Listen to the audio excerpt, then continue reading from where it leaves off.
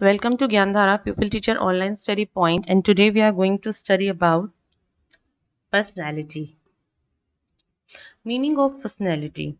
Let us first make ourselves acquainted with the wrong notions and misconceptions about the term personality. The word personality has been derived from a Latin word called persona. Persona, which means mask, which is used to wear by the actors themselves during performances. And since then, the term personality has been used to depict outward appearances or external behavior, etc., which is exactly wrong notion about the personality. जब psychologist ने study की और personality के बारे में detail में समझा तो उन्होंने कहा कि personality is inherited traits plus tendencies acquired by experiences. A personality is all about a person. That means it is not only the external but everything about the person, which can be physical, social, spiritual, emotional, mental. Every aspect of a person constitutes his personality, and personality have some universal truths like no two persons have same personality. It is very unique and specific. Personality is always unique and specific. No two persons on the earth, even the identical twins, do not have the same kind of personality, and it is not just a collection of many traits or characteristics that is known as personality, because it is only when we carefully study all the aspects, biological as well as social. And here quote the term: personality constitutes biological plus social, both traits will constitute the personality. I hope you all are clear about personality now. The concept and structure of personality. So, there are different types of theories which have been given to explain personality.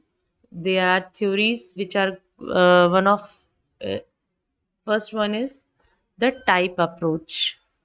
Type approach the psychologist जिन्होंने ये theory दी, उन्होंने कहा कि जो लोग हैं, जितने भी लोग हैं दुनिया में, उन सबको एक सर्टेन टाइप में हम क्लासिफाई कर सकते हैं। उन्होंने एक कुछ डिफाइंड टाइप्स बताए जिसको हम स्पेसिफाई कर सकते हैं, और उनके उनमें ही उन्होंने सारे लोगों को कैटेगराइज करने का काम किया। नेक्स्ट था ट्रेट अप्रोच, जो मैं आपको नेक्स्ट लेक्चर में बताऊंगी। ट्रेट्स में इन्होंने, कुछ साइकोलॉजिस्ट ने कहा कि देर आर यूनिवर्सल ट्रेट्स जो पर्सनालिटी के होते हैं और उनके अकॉर्डिंग लोगों को कैटेगराइज किया जा सकता है पर्सनालिटी मेजरमेंट के लिए। इसके अलावा कुछ ऐसे साइकोलॉजिस्ट थे जिन्होंने टाइप और ट्रेड दोनों ही अप्रोच की बात करी। उन्होंने कहा टाइप्स भी होते हैं प्लस ट्रेड्स भी होते हैं, दोनों ही चीज़ों को इंक्लूड करके पर्सनालिटी बनती है। और कुछ लोगों ने ये कहा कि पर्सनालिटी इट इज़ ग्रोइंग, और प्लस आगे मतलब जैसे जैसे समय बढ़ता है वैसे वैसे ग्रोइंग एंड चेंजिंग पर्सनालिटी भी होती है, और होती चेंज होती जाती है टाइम के साथ। तो इन थ्योरीज को हम अलग अलग लेक्चर में पढ़ेंगे। आज हम अपने लेक्चर में we are going to study the type approach. So the type approach में जो साइकोलॉजिस्ट थे, उन्होंने ये बिलीव किया कि human personalities they can be classified into few clear defined types। उन्होंने कहा कि जो पर्सनालिटी है हम उन्हें क्लियरली डिफाइंड टाइप्स में एक्सप्लेन कर सकते हैं, और they said that the physicians of ancient India broadly categorized all human beings into three types, जो हम अपने बुजुर्गों से भी सुनते आए हैं, वात, पित्त और कफ की बात होती है ना कि हमारी बॉडी में ये तीन चीज़ें होती हैं, इसके बारे में हम जब बात करते हैं, सो वहाँ पे उन्होंने ये कहा कि इसी तरीके से जो पर्सनालिटी है वो तीन टाइप्स में होती है, और इसी के अकॉर्डिंग, इसी के आधार पे जो ग्रीक फिजिशियंस थे उन्होंने भी और साइकोलॉजिस्ट ने भी जो पर्सनालिटी थी उन्हें clear specific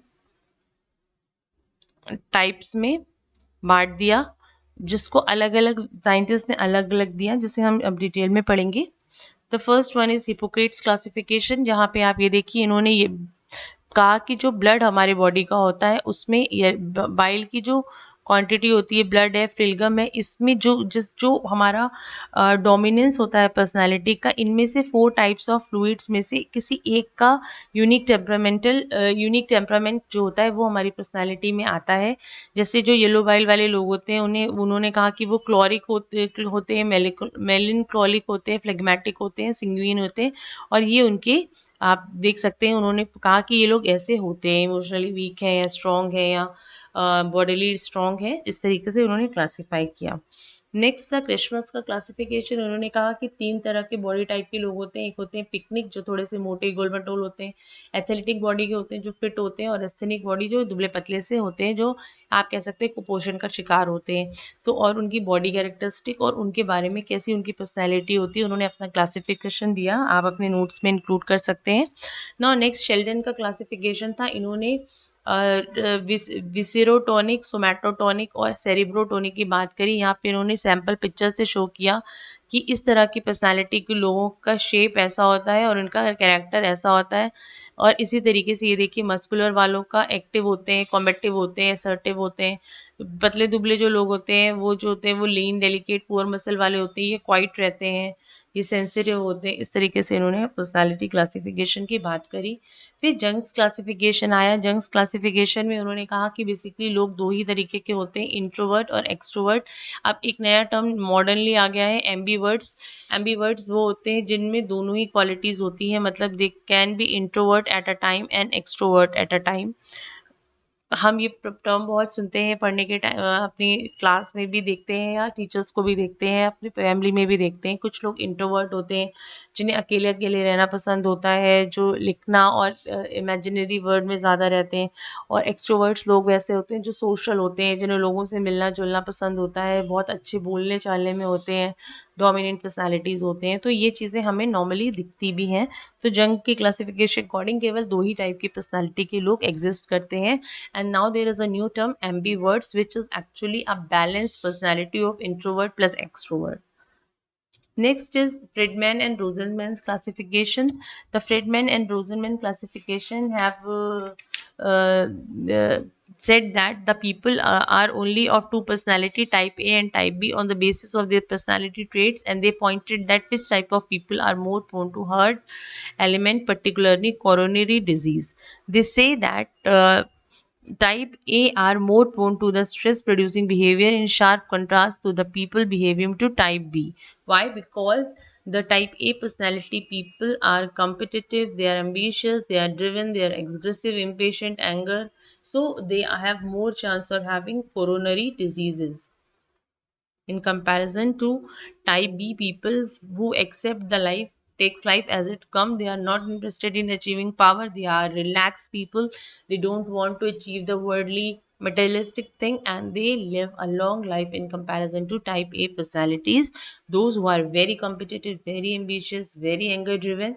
So these are the classifications from the type approach psychologist or scientists which we have studied in this lecture. And in the next lecture we are going to study about the trait approach, the approach that makes use of personality traits for identifying and describing the personality of an individual.